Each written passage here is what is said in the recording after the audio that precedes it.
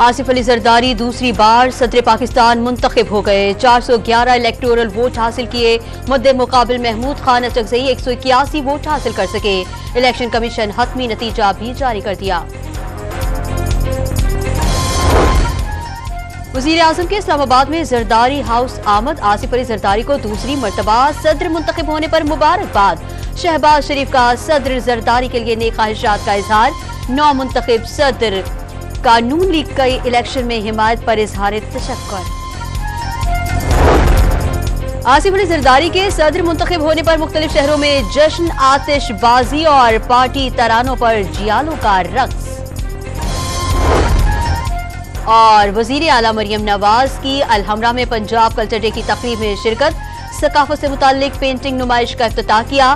दस्तकारियों की नुमाइश देखी। रिवायती खानों के स्टॉल का मुशाहिदा किया। चूड़ियों का सेट भी खरीदा।